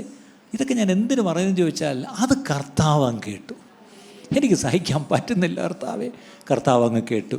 ആട്ടുമോളെ നീ സഹിക്കണ്ട, ഒരു കാര്യം ഞാൻ നിനക്ക് കൃപ തരാം. പക്ഷെ ആ സഹോദരിക്ക് കൃപയായിട്ട് ദൈവം കൊടുത്തത് ഇതുവരെയും ആരോഗ്യത്തോടിരിക്കുന്നു. സ്തോത്രം, അല്ലേ? ഇതുപോലെ നിങ്ങൾ അനേകരുടെ സാക്ഷ്യം ഇതിനകത്തിരിക്കുന്നവർക്കുണ്ട് പ്രിയപ്പെട്ടവരെ, അല്ലേ? എല്ലാം നിങ്ങൾ ഒരു അസുഖം വന്നാൽ that's not the final word, അത് അവസാന വാക്കല്ല. ഡോക്ടേഴ്സ് പറയുന്നത് ഫൈനൽ വേർഡ് അല്ല. ഞാൻ വീണ്ടും പറയട്ടെ, what doctors says is not the final word. ഇനി ഒരു കാര്യോട് പറഞ്ഞേക്കാൻ, what doctors is telling is only the fact, not the truth. അവർ പറഞ്ഞത് വസ്തുത, അവർ MRI കണ്ടത് വസ്തുതയാണ് പറഞ്ഞത്, അവർ കണ്ട എക്സ്റേ വസ്തുതയാണ്, അവർ കണ്ട ഈ പറഞ്ഞ പോലെ റിപ്പോർട്ട്സ് എല്ലാം വസ്തുതയാണ്. പക്ഷേ സത്യമേതാ? ഞാൻ നിന്നെ സൗഖ്യമാക്കുന്ന യഹോവയാണ്, ഇതാണ് സത്യം. തൻ്റെ അടിപ്പിണരുകളാൽ നമുക്ക് സൗഖ്യം വന്നിരിക്കുന്നു, അതാണ് സത്യം, അല്ലേ? അപ്പം നമ്മുടെ പ്രശ്നം, ഈ സത്യത്തിന് മുകളിൽ നമ്മൾ കയറ്റി വയ്ക്കുന്ന ഏതാണ്? വസ്തുത, ദ ഫാക്ട്. ഞാനെപ്പോഴും പറയും, വസ്തുതയെ നമ്മൾ കണ്ണിക്കണ്ട, അതിനെടുത്ത് താഴെ വയ്ക്കുക. ഡോക്ടേഴ്സ് കണ്ടു, medical report says that, okay, അതിരിക്കട്ടെ. പക്ഷേ അതിനെ തള്ളിക്കളയണ്ട, അതൊക്കെ കള്ളമാണ്, ഞാൻ അതിനെ ക്യാൻസൽ ചെയ്യുന്നു എന്നൊക്കെ ഒന്നും വേണ്ട, അതിരിക്കട്ടെ, ആ റിപ്പോർട്ട് അവിടെ ഇരിക്കട്ടെ. പക്ഷേ ആ റിപ്പോർട്ടിൻ്റെ മുകളിൽ ദൈവവചനം കൺഫസ് ചെയ്യണം. ഇന്നത്തെ ഏറ്റവും വലിയ പ്രശ്നം, നമ്മളൊരു റിപ്പോർട്ട് കണ്ടാൽ നമ്മൾ ആ റിപ്പോർട്ടാണ് വാഗൊണ്ടേ പറഞ്ഞുകൊണ്ടിരിക്കുന്നത്. ആ റിപ്പോർട്ട് അവിടെ ഇരിക്കട്ടെ, അത് ഡോക്ടറെ കാണിച്ചോ, പക്ഷേ വാഗൊണ്ട് പറയേണ്ടത് എങ്കിലും, അതെ ഡോക്ടേഴ്സ് എന്നിൽ ക്യാൻസർ കണ്ടുപിടിച്ചിരിക്കുന്നു, എങ്കിലും at will I rejoice in the Lord, എങ്കിലും ഞാൻ എൻ്റെ ദൈവമായ യഹോവയിൽ സന്തോഷിക്കും, എങ്കിലും ഞാൻ അവനെ തന്നെ കാത്തിരിക്കും, എങ്കിലും at will I rejoice, at will I look to him, at will I trust him, yet will I, അല്ലേ? ആ yet, എങ്കിലും, that makes the difference. നമ്മുടെ പ്രശ്നം, എന്തെങ്കിലും ഒന്ന് അറിഞ്ഞാൽ അതോടുകൂടി നമ്മൾ ചുരുണ്ടുകൂടി അങ്ങ് താഴോട്ട് പോയി, അല്ലേ? ഒച്ചിൻ്റെ മേളിൽ ഉപ്പിട്ട ഒച്ചെങ്ങനെയാണ് പോകുന്നത്? അതുപോലെയാണ്. ഞാൻ പറഞ്ഞ ആൾ ഇവിടെ ഇരിക്കുന്ന ശരി, ഞാൻ അവിടെയൊക്കെ കിടന്ന് നോക്കി. ആട്ടെ, എത്ര വർഷമായി സിസ്റ്ററെ? 6 വർഷമായി. കുഴപ്പമൊന്നുമില്ലല്ലോ, ഒരു കുഴപ്പമില്ല കേട്ടോ. ഉണ്ടോ? അന്ന് ഡോക്ടേഴ്സ് ഞങ്ങളെ വിളിച്ച് എന്തുമാത്രം വഴക്ക് പറഞ്ഞു. ഇവരെ നിങ്ങളെന്തോ പറഞ്ഞ് ഇവിടെ പിടിച്ച് വെച്ചിരിക്കുക, നിങ്ങളെന്താ മരുന്നെടുക്കാൻ വിടാത്തെ? ഞങ്ങൾ പറഞ്ഞാലൊന്നും അവർ പോകത്തില്ല, അവരെ കൊണ്ട് വയ്യ മരുന്നെടുക്കാൻ. അത് ടോളറേറ്റ് ചെയ്യാൻ പറ്റിയില്ല അവർക്ക്. പക്ഷെ 6 വർഷമായി അവരിതാണ്ട് ആരോഗ്യത്തോടെ ഇരിക്കുന്നു. അതുകൊണ്ട് ഡോക്ടേഴ്സ് പറയുന്നത് അവസാന വാക്കല്ല പ്രിയപ്പെട്ടവരെ. അവസാന വാക്ക് നമ്മുടെ ദൈവത്തിനെ പറയാൻ പറ്റൂ, അല്ലേ? അതിനായിട്ട് നമുക്ക് ദൈവകരങ്ങളിലേക്ക് നമ്മളെ ഏൽപ്പിക്കാം. അപ്പോൾ ഇവിടെ തകർന്നും നുറുങ്ങിയിരിക്കുന്നൊരു ഹൃദയം. അപ്പം യാഗപീഠത്തിൽ വെക്കണമെന്ന് പറഞ്ഞല്ലോ നമ്മുടെ ശരീരത്തെ. അതിലാദ്യം വെക്കേണ്ടത് ഏത് ഭാഗമാണ്? ശരീരത്തിൽ ഏത് ഭാഗമാണ് പ്രധാനപ്പെട്ട ഭാഗം? ഡോക്ടേഴ്സിനോട് ചോദിച്ചാൽ തന്നെ പറയും. ആരാണ്? അല്ലേ, ഡോക്ടർ ടീനോട് ചോദിച്ചാൽ പറയും, which is important organ in the body? Cardiologist പറയും ഹൃദയം. സംശയം എന്തോ? മറ്റെല്ലാ വേദനയും അവിടെ നിൽക്കും. ഇടുപ്പിന് വേദന എത്ര ആളായി? മറ്റെന്തോന്ന് മുട്ടിന് വേദന. അതിപ്പം അതിനൊരു വിലയില്ല ഇപ്പം മുട്ടിന് വേദനയ്ക്ക്, എല്ലാവർക്കും ഉണ്ട്. അല്ല, നമ്മുടെ വീട്ടിലെ പട്ടിക്കും പൂച്ചയ്ക്കും വരെ മുട്ടിന് വേദനയുണ്ട് ഇപ്പം. അതും ഇപ്പം ഇങ്ങനെ നടക്കുന്നത്. അതിനർത്ഥം ഇപ്പം ആ വേദനയൊന്നും ആർക്കും ഒരു വിലയില്ല. പക്ഷെ നെഞ്ചിനൊരു വേദന വരുന്നെന്ന് തോന്നുന്നു, വന്നില്ല, തോന്നുന്നു. അപ്പോഴേ അവിടെ പോയി ECG എടുത്തു കഴിഞ്ഞു, അല്ലേ? അപ്പം ഹാർട്ട് വളരെ പ്രധാനമായിട്ടാണ് നമ്മൾ എടുക്കുന്നത്. ഞാൻ ചോദിച്ചോട്ടെ, അത് ശരീരത്തിലെ ആ ഒരു അവയവത്തിന് അത്ര പ്രാധാന്യം കൊടുക്കുന്നെങ്കിൽ ദൈവവും നമ്മുടെ ഹൃദയത്തെ വളരെ പ്രാധാന്യത്തോടെ കാണുന്നത്. ഈ ഹൃദയത്തിലാണ് ജീവൻ ഇരിക്കുന്നത് ശരിക്കും പറഞ്ഞാൽ, അല്ലേ? അതുകൊണ്ട് അതിനെപ്പറ്റി നമുക്ക് താഴോട്ട് പോകാം. പക്ഷേ അതിന് മുമ്പായിട്ട് ആദ്യമേ തന്നെ എന്നെ യാഗപീഠത്തിൽ ഞാൻ വെച്ചിട്ടുണ്ടോ? 2, യാഗപീഠത്തിൽ ഇരുന്ന് നാറാനല്ല, യാഗപീഠത്തിൽ ഇരുന്നാൽ ആ തീ ഇറങ്ങി എന്നെ കത്തിക്കണം. ഇന്ന് പകൽ സഹോദരിമാരെ നിങ്ങളോട് ഞാൻ പറയുക, ആ തീ ഒന്ന് നിങ്ങളുടെ ജീവിതത്തിൽ ഇറങ്ങിയാലേ പറ്റൂ. നമ്മൾ നേരത്തെ ഒരു മനോഹരമായൊരു പാട്ട് ഇവിടെ പാടി, അവസാനം നമ്മൾ പാടി നിർത്തി. എന്താണ്? അശുദ്ധിയെല്ലാം ചാരമാകട്ടെ. എന്താ ചാരമാകേണ്ടത്? അശുദ്ധിയെല്ലാം അങ്ങ് കത്തിപ്പോട്ടപ്പാ. എന്നിട്ട് ആ കത്തിപ്പോകുമ്പം പൊന്നുപോലെ മുത്തുപോലെ പുറത്തു വരും, അല്ലേ? അതാണ് ദൈവസന്നിധിയിൽ നിലനിൽക്കുന്ന പ്രിയപ്പെട്ടവരെ. പക്ഷേ ഈ തീ ഒന്ന് ഇറങ്ങി കത്തിയെങ്കിലേ ഈ ചാരം ആയി പോകേണ്ടത് ചാരമായി പോകത്തുള്ളൂ. പക്ഷേ ചിലത് ചാരമായി പോകത്തില്ല, അത് മുത്താണ്. മുത്ത് കത്തിപ്പോകത്തില്ല, അത് അത്രയും അത് മനോഹരമായിട്ട് പുറത്ത് വരും. ഇനി ഈ തീ എന്ന് പറയുമ്പോൾ നിങ്ങളെല്ലാം വിചാരിക്കുന്നത് അതാണ് നമുക്കൊരു അടുത്ത മാസം എപ്പോഴും വർഷം ഉപവാസ പ്രവർത്തനം വയ്ക്കണത്. അതാണ് വേറൊരു പ്രശ്നം. ഈ തീ എന്ന് കേട്ട ഉടൻ വന്നെന്ന് ഒരു സ്പിരിച്വൽ എക്സ്പീരിയൻസ് ആണ് നമ്മൾ ഈ പറയുന്നത്. എന്താണൊരു അതല്ല, അതുണ്ട്. നമുക്ക് ഒരുമിച്ച് കൂടി ആരാധിക്കാം, നമുക്ക് ഉപവസിക്കാം, അതൊക്കെ ചെയ്യാം. പക്ഷേ നമ്മുടെ ജീവിതത്തിലെ ചില തീ എന്താണെന്നറിയാമോ? നമ്മുടെ ജീവിതത്തിൽ നാം കടന്നു പോകുന്ന ചില അനുഭവങ്ങൾ, അതൊരു ഫയറി ഫർണസ്, അത് ശരിക്കും പറഞ്ഞൊരു തീച്ചൂളയായിരിക്കാം. ആ തീച്ചൂളയിലൂടെയാണ് നമ്മൾ പൊന്നുപോലെ പുറത്തു വരുന്നത്. നമ്മൾ പലപ്പോഴും വിചാരിക്കുന്നത് ഏതെങ്കിലും ഒരു അഭിഷിക്തൻ വന്നെൻ്റെ തലയെ കൈവച്ച് ഒന്ന് പ്രാർത്ഥിച്ചൊന്ന് ഇമ്പാട്ട് ചെയ്തിരുന്നെങ്കിൽ എൻ്റെ അശുദ്ധിയെല്ലാം ഇങ്ങനെ കത്തി അങ്ങ് ചാരവായന. അങ്ങനെ ഒരു അഭിഷിക്തനും വന്ന് തലയെ കൈവച്ചാൽ ഒരു ചാരവും കത്തിപ്പോത്തില്ല. ജീവിത യാഥാർത്ഥ്യങ്ങളിലൂടെ, ജീവിത അനുഭവങ്ങളിലൂടെ, ജീവിതത്തിൻ്റെ തീച്ചൂളയിലൂടെ എന്നെ നിങ്ങളെ ദൈവം കടത്തിവിടുമ്പം അവിടെ ഞാൻ എങ്ങനെ പ്രതികരിക്കുന്നു, അവിടെ ഞാൻ എന്ത് കൺഫസ് ചെയ്യുന്നു, അവിടെ ഞാൻ ആരുടെ മുഖത്തേക്ക് നോക്കുന്നു, അതാണ് എന്നെ പൊന്നുപോലെ പുറത്തു കൊണ്ടുവരുന്നത് പ്രിയപ്പെട്ടവർ. ഈ യാഥാർത്ഥ്യം ഞാൻ പറയുമ്പോൾ നിങ്ങൾക്ക് അത്ര വലിയ കാര്യമായിട്ട് തോന്നത്തില്ല. പക്ഷെ നിങ്ങൾക്ക് ഇപ്പോഴും മനസ്സിരിക്കുന്ന മറ്റേ തീ, അതായി പ്രശ്നം. ആ തീക്ക് കുഴപ്പമില്ല, പക്ഷെ ആ തീ അപ്പം കത്തി നിൽക്കാൻ കൊള്ളാം. പക്ഷെ അത് കഴിയുമ്പോൾ നിങ്ങളുടെ വീട്ടിൽ ഇപ്പം വർഷിപ്പ് ടീം ഇവിടെ പാടിയിട്ട് അവർ വീട്ടിൽ പോകും, നിങ്ങളും വീട്ടിൽ പോകും. നിങ്ങൾക്ക് വീട്ടിൽ ചെന്ന് ശരിക്കുള്ള അവസ്ഥ വരുമ്പം ഈ ടീം നിങ്ങളുടെ കൂടെ വീട്ടിൽ ഇല്ല, അല്ലേ? അല്ലെങ്കിൽ ഒരു കാര്യം ചെയ്യും, ഇത് ഈ വർഷിപ്പ് ടീമിനെ കൂടെ വീട്ടിൽ കൊണ്ടുപോയിക്കോ. നിങ്ങൾക്ക് സങ്കടം വരുമ്പോഴൊക്കെ അവരെന്ത് ചെയ്യും? പാട്ടുപാടും. മറ്റേ ശൗലിന് പിശാച് കയറുമ്പം ദാവീദ് കിന്നരം കൊടുക്കുന്ന പോലെ ഇന്ന് ഒത്തിരി പേര് ഈ വർഷിപ്പ് ടീമിലാണ് പിടിച്ചിരിക്കുന്നത്. ക്ഷമിക്കണം കേട്ടാ, പറയുമ്പോൾ ഇതെല്ലാം കൂടെ പറയണമല്ലോ. അല്ല പ്രിയപ്പെട്ടവരെ, ചിലപ്പം ജീവിത യാഥാർത്ഥ്യങ്ങൾ, the realities of real life, അതൊരു തീച്ചൂളയാണ്. പക്ഷെ ആ തീച്ചൂളയെ ഞാൻ എങ്ങനെ പ്രതികരിക്കുന്നു? How do I respond? What do I confess? And how do I behave? Even ചിലപ്പോൾ നമ്മളങ്ങ് മൗനിയാവും. That's okay. ഞാൻ ഈ ദിവസങ്ങളിൽ ഇച്ചിരി മൗനിയാണ്. ഞാൻ നിങ്ങളുടെ കൈ വർത്താനം പറയും. വീട്ടിൽ ചെന്നാൽ ഞാനിപ്പോൾ മിണ്ടുന്നില്ല. വേറെ ഒന്നും കൊണ്ടല്ല, ഒരു സീസൺ ദൈവം എന്നെ അങ്ങനെ വെച്ചിരിക്കുകയാണെന്ന് തോന്നുന്നു. എന്താണെന്നറിയത്തില്ല, ഞാൻ ഒത്തിരി മിണ്ടുന്നില്ല ഇപ്പം. ഇല്ല, നിങ്ങൾ വേറെ ഇവനിങ്ങനെ വളവള വർത്താനം പറയുന്നത് അല്ല. ഞാനിപ്പോൾ ഒത്തിരി വാ പൊട്ടിയിരിക്കുക. എന്താണെന്നറിയാമോ, ഒരു സീസണിൽ കൂടെ ദൈവം എന്നെ കടത്തി. ഒരു സീസൺ ഞാൻ വിശ്വസിക്കുന്നു. God is actually taking me through A season.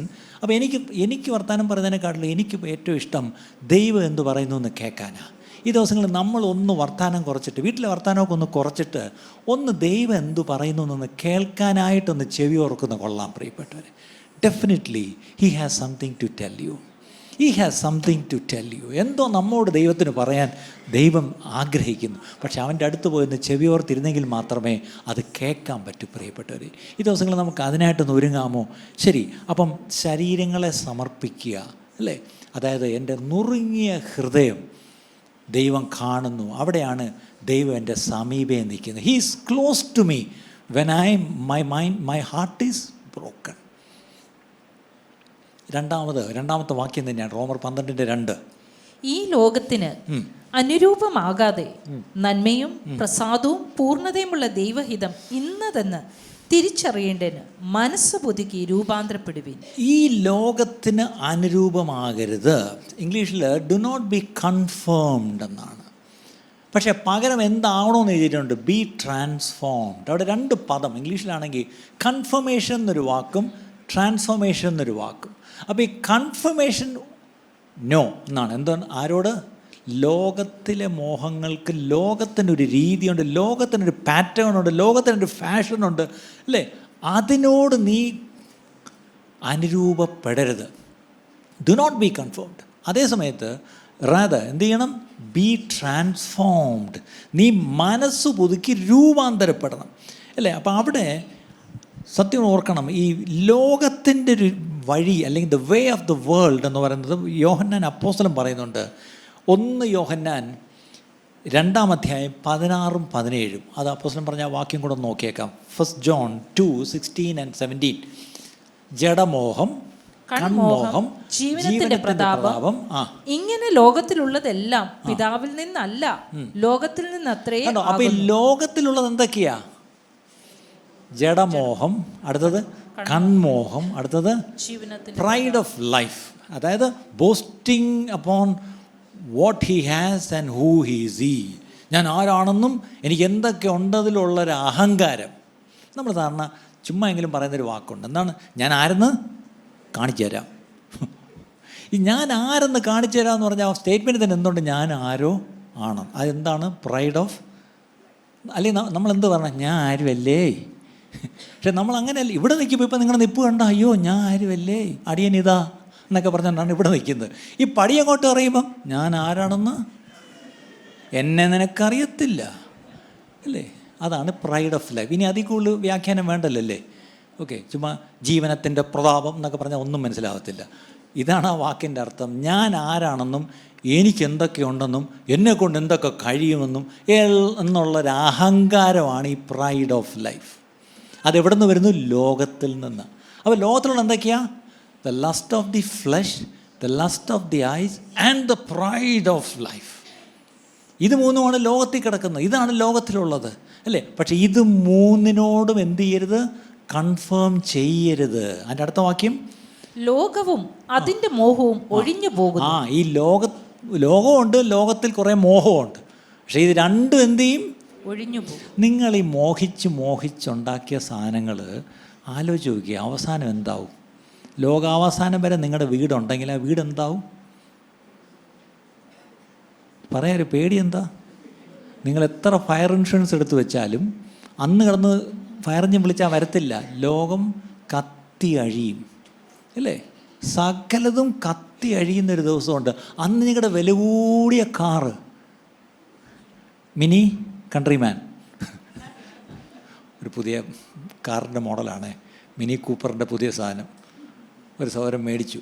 അപ്പോൾ എനിക്കത് ഇഷ്ടപ്പെട്ടു. ഞാനും കയറി ഇരുന്നൊക്കെ ഒന്ന് സ്റ്റാർട്ടാക്കിയൊക്കെ നോക്കി. അത് EV കൂടെയാണ്, നല്ല രസമുണ്ട്. പക്ഷെ ആലോചിച്ച് നോക്കിയേ, ലോകാവസാനം വരെ ഇതൊക്കെ കിടന്നാൽ ഇതെല്ലാം കത്തിപ്പോവും. നിങ്ങൾ വളരെ നിങ്ങൾ ഹൃദയത്തോടെ ചേർത്ത് വെച്ചിരിക്കുന്ന വീടില്ലേ, അതെങ്ങനെയാവും? കത്തിപ്പോവും. പിന്നെ നിങ്ങൾ വെച്ചിരിക്കുന്ന ലോക്കറിൽ വെച്ചിരിക്കുന്ന, അത് SBIയുടെ ലോക്കറിൽ വെച്ചാലും IDBIയുടെ ലോക്കറിൽ വെച്ചാലും കത്തിപ്പോവും. വൈറ്റ് ഹൗസും കത്തിപ്പോവും, ബർമിങ്ങാം കൊട്ടാരവും കത്തിപ്പോവും, രാഷ്ട്രപതി ഭവനും കത്തിപ്പോവും, അല്ലേ? ചുരുക്കി പറഞ്ഞ ലോകത്തെ സകല അത്ഭുതങ്ങളും എന്ത് ചെയ്യും? എമിറേറ്റ്സിൻ്റെ 380 മുഴുവൻ കത്തിപ്പോവും, അല്ലേ? ഖത്തർ എയർവേസിൻ്റെയും. ആലോചിച്ച് നോക്കി, ടവർ ഏതായിരുന്നു? ബുർജ് ഖലീഫ, അത് കത്തിപ്പോവും, അല്ലേ? എല്ലാം കത്തിപ്പോവും. ഇതെല്ലാം കത്തിപ്പോവെന്ന് ഞാനല്ല പറഞ്ഞതേ. ആ വാക്ക് നിങ്ങൾ കേസ് കൊടുക്കരുതേ, ഞാനല്ല പറഞ്ഞത്, യോഹന്നാനാണ് പറഞ്ഞിരിക്കുന്നത്. ലോകവും അതിൻ്റെ മോഹവും ഒഴിഞ്ഞു പോകുന്നു. പക്ഷെ അതെല്ലാം കത്തിപ്പോവുക ഒഴിഞ്ഞു പോവുക ചെയ്യുമ്പോൾ ഞാൻ എന്ത് ചെയ്യും? നിലനിൽക്കും. ആരാണെങ്കിൽ ദൈവേഷ്ടം ചെയ്യുന്നവനോ എന്നേക്കും ഇരിക്കുന്നു. കണ്ടോ? ദൈവേഷ്ടം എന്താ? നമ്മളെ തന്നെ, ശരീരത്തെ യാഗമായി നുറുങ്ങിയ ഹൃദയത്തോടെ അവൻ്റെ യാഗപീഠത്തിൽ നമ്മളെ തന്നെ വെക്കുകയാണെങ്കിൽ നമ്മൾ എന്നേക്കും ഇരിക്കും. നിത്യത അവനോടൊപ്പം നമ്മൾ ചെലവഴിക്കും. പ്രിയപ്പെട്ടവരെ, ഇതല്ലേ നമ്മൾ അറിയേണ്ട ദൈവവചനം, പ്രിയപ്പെട്ടവരെ.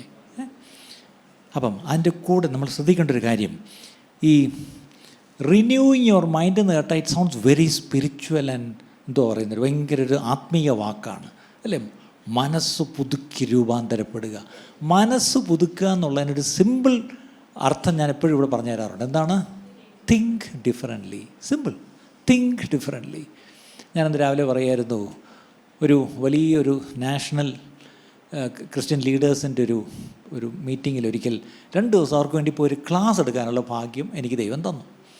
അപ്പോൾ ഞാനിവിടെ നിന്ന് മറ്റൊരു നോർത്ത് ഇന്ത്യൻ സംസ്ഥാനത്താണ്, പേര് ഞാൻ ഡീറ്റെയിൽ പറയുന്നില്ല. അവിടെ ചെന്നപ്പം ആദ്യം എനിക്കവരെ കണ്ടപ്പം സീനിയർ പാസ്റ്റേഴ്സായിട്ട് തോന്നി. പക്ഷേ പിന്നെ ഓരോരുത്തരോട് സംസാരിച്ചപ്പോഴാണ് അവർക്കൊക്കെ എത്രയാ 2-3 ഡസൻ ചർച്ചുകൾ അവരുടെ സ്വന്തമായിട്ടുണ്ട്. ഓരോ ചർച്ചിലും 10,000 പേരൊക്കെയാണ് മിനിമം. അപ്പം ഞാൻ ചിന്തിച്ചത് ഇവരോടൊക്കെ ഞാൻ എന്ത് പറയാനാണ്? പക്ഷെ ഞാൻ ഈ തിങ്ക് ഡിഫറൻ്റ്ലി എന്നുള്ള ഈ ഒരൊറ്റ ആശയമാണ് എല്ലാ സെഷനിലും ഞാനത് പറഞ്ഞു. അവസാനം പ്രാർത്ഥിച്ചപ്പം ചിലരൊക്കെ അങ്ങ് നിലത്തങ്ങ് കമന്ന് കിടന്ന് കരഞ്ഞ് പ്രാർത്ഥിക്കാൻ തുടങ്ങി. അതിലൊരു പാസ്റ്റർ ഞാൻ ഇന്നും ഓർക്കുന്നു, സീനിയറായിട്ടുള്ളൊരു ദേവദാസൻ, അദ്ദേഹം വന്ന് എൻ്റെ അടുത്ത് കെട്ടിപ്പിടിച്ചിട്ട് പറഞ്ഞു, അനിയ, ഞാൻ ഒരു കാര്യം ദൈവം എന്നോട് സംസാരിച്ചു.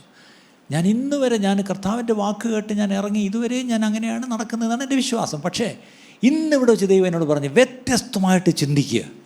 ഞാൻ തിരിച്ചെൻ്റെ ചർച്ചിൽ പോയിട്ട് എൻ്റെ എൽഡേഴ്സിനെ, ലീഡേഴ്സിനെ എല്ലാം വിളിച്ച്, എൻ്റെ ഭാര്യയും വിളിച്ച് ഇരുത്തി, ഞങ്ങൾ ദൈവവും അന്വേഷിച്ച് വ്യത്യസ്തമായിട്ട് ചിന്തിച്ച് ഞങ്ങൾ ശുശ്രൂഷിക്കാൻ പോവുക. അതാണ് പ്രിയപ്പെട്ടവരെ, വ്യത്യസ്തമായിട്ട് ചിന്തിക്കുക എന്ന് പറഞ്ഞാൽ. ഈ ദിവസങ്ങൾ ദൈവം എന്നോട് പറഞ്ഞ കാര്യമാണ്, നീ കുറേ നാളായിട്ട് പോയി വ്യത്യസ്തമായിട്ട് ചിന്തിക്കുന്ന കാര്യം പറഞ്ഞു, വ്യത്യസ്തമായിട്ട് ഇനി ചെയ്യുക കാര്യങ്ങൾ. ഈ ചിന്തിച്ചിരുന്നാൽ പോരല്ലോ, അല്ലേ? തിങ്ക് ഡിഫറൻ്റ്ലി ഇല്ല, ഡു ഇറ്റ് ഡിഫറൻ്റ്ലി, വ്യത്യസ്തമായിട്ട് ചെയ്. ഇനിയത്തെ കാലത്ത് ഇന്ത്യയിലെ ദൈവസഭ വ്യത്യസ്തമായിട്ട് ചിന്തിച്ച് വ്യത്യസ്തമായിട്ട് ചെയ്തില്ലെങ്കിലുണ്ടല്ലോ, സഭ ഇവിടെ കാണത്തില്ല പ്രിയപ്പെട്ടവരെ. രാജസ്ഥാനിൽ കഴിഞ്ഞ ആഴ്ച ഒരു ബില്ല് പാസ്സാക്കി, കണ്ടല്ലോ, അല്ലേ? ഇനി ആരെങ്കിലും കൺവേർട്ട് ചെയ്താൽ 20 വർഷം വരെയൊക്കെയാണ് തടവ്. അങ്ങനെയുള്ള ആ നിയമങ്ങൾ ഓരോ സംസ്ഥാനങ്ങളിലും കൂടി വരും. കേരളത്തിലും മറ്റേ എന്ത് ആക്റ്റാണ്, മറ്റേ മന്ത്രവാദം, ക്ഷുദ്രപ്രയോഗം, അതിനെതിരെയുള്ളൊരു ആക്ട്, മറന്നുപോയി, ഒരു ആക്ട്, അത് പൊക്കിക്കൊണ്ട് വരുന്നുണ്ട്. പക്ഷെ അത് വന്നാലുള്ള കുഴപ്പം എന്താണെന്നറിയാം, മന്ത്രവാദി അവിടെ കാണും, അയാൾക്ക് കുഴപ്പമൊന്നുമില്ല, ക്ഷുദ്രക്കാരനും അവിടെ കാണും. പക്ഷെ പാവപ്പെട്ട ഞാനും നിങ്ങൾ ചെന്ന് രോഗിയായ ആരെങ്കിലും കണ്ടാൽ പിടിച്ചോ, കണ്ട ഇവൻ മരുന്ന് കൊടുക്കുന്നതിന് വരെ ഇവൻ ചെന്ന് പ്രാർത്ഥിച്ചു എന്ന് പറഞ്ഞാൽ എന്നെ പിടിച്ച് അകത്തിടാം, അല്ലേ? അങ്ങനെയുള്ള ഒരുപാട് തടസ്സങ്ങൾ ഇനി വരും. പക്ഷെ അവിടെയാണ് ഇന്ത്യയിലെ ദൈവസഭ വ്യത്യസ്തമായിട്ട് ചിന്തിച്ച് വ്യത്യസ്തമായിട്ട് ശുശ്രൂഷകൾ അങ്ങോട്ട് തുടങ്ങിയാലുണ്ടല്ലോ, ഒരു പിശാചിനും പിന്നെ പിടിച്ചു നിർത്താൻ പറ്റത്തില്ല. ദൈവനാമം മഹത്വപ്പെടുകയും ദൈവരാജ്യം വളരുകയും ചെയ്യും പ്രിയപ്പെട്ടവർ. The kingdom of God will expand, അതിന് സംശയമൊന്നും വേണ്ട. ദൈവരാജ്യം ഈ പറഞ്ഞ വളരെ വലുതായിട്ട് ഇന്ത്യയിൽ അത് പെരുകും പ്രിയപ്പെട്ടവരെ. പക്ഷേ അത് പെരുകണമെങ്കിൽ ഞാനും നിങ്ങൾ ഇന്ന് വിശ്വാസികളെന്ന് പറഞ്ഞ് ഞായറാഴ്ച പള്ളിയിൽ കൂടിയിരിക്കുന്ന നമ്മൾ വ്യത്യസ്തമായിട്ട് മനസ്സ് പുതുക്കി രൂപാന്തരപ്പെടണം. അങ്ങനെ മനസ്സ് പുതുക്കി രൂപാന്തരപ്പെടുമ്പം ഈ നമ്മൾ എന്ത് ചിന്തിക്കുന്നു അതാണ് നമ്മൾ എന്നൊരു വാക്യമുണ്ട്, അറിയാമോ? അല്ലേ? അത് മലയാളത്തിൽ ഒത്തിരി പഴഞ്ചൊല്ലുണ്ട്, അത് ഞാൻ പോകുന്നില്ല. വചനത്തിൽ 23 സദൃശവാക്യം 23:7 ഒരു വാക്യമുണ്ട്. അത് സിമ്പിൾ ഇംഗ്ലീഷിൽ we are what we think, അല്ലേ? സദൃശവാക്യം 23:7 എന്താണ്? അവൻ തന്റെ മനസ്സിൽ കണക്ക് കൂട്ടുന്നത് പോലെ ആകുന്നു. അവൻ തൻ്റെ മനസ്സിൽ കണക്ക് കൂട്ടുന്നത് പോലെയാണ് അവൻ ആവുന്നത്, അല്ലേ? അപ്പോൾ ഇവിടെയാണ് ശരിക്കും പറഞ്ഞാൽ നമ്മുടെ ചിന്തകൾ ഈ ചിന്തകളെ പറ്റി അപ്പോസ്തലനായ പൗലോസ് പറയുന്ന ഒരു വാക്യം കൊണ്ട് വായിച്ചിട്ട് നമുക്ക് പ്രാർത്ഥിക്കാം. 2 കൊരിന്ത്യർ 10-ാം 4-5 വാക്യം. 2 Corinthians 10:4-5. 2 കൊരിന്ത്യർ 10-ാം 4-5. ഞങ്ങളുടെ പോരിന്റെ ആയുധങ്ങൾ. കേട്ടോ, നമുക്കൊരു പോരാട്ടമുണ്ട്, അത് സത്യം. പക്ഷെ അത് അമ്മായിയമ്മയോടല്ല. ചിരിക്കണ്ട, തിരിച്ച മരുമക്കളോടും അല്ല. ഞാൻ പെട്ടെന്ന് നോക്കിയപ്പോഴാണ് ഒത്തിരി അമ്മായിമ്മമാർ ഇവിടെ ഇരിക്കുന്നത്. അപ്പം നിങ്ങളോടും പറയണമല്ലോ, മരുമക്കളോടല്ല നമ്മുടെ പോരാട്ടം, അല്ലേ? തിരിച്ച് നിങ്ങളുടെ ഭർത്താവിനോടും അല്ല പോരാട്ടം, തിരിച്ച് നിങ്ങളുടെ ഭാര്യമാരോടും അല്ല പോരാട്ടം, ഇല്ല, ആരോടുമല്ല. നമുക്കൊരു പോരാട്ടമുണ്ട്. പക്ഷേ പോരിന് നമുക്ക് ആയുധങ്ങളുമുണ്ട്. പക്ഷേ ആയുധങ്ങളൊന്നും തന്നെ ജഡീകങ്ങളല്ല. എൻ്റെ വാക്കുകൊണ്ട് പോരാടരുത്, അല്ലേ? പോരാടരുത്. പകരം ജഡീകമല്ലാത്ത എന്തൊക്കെയാ?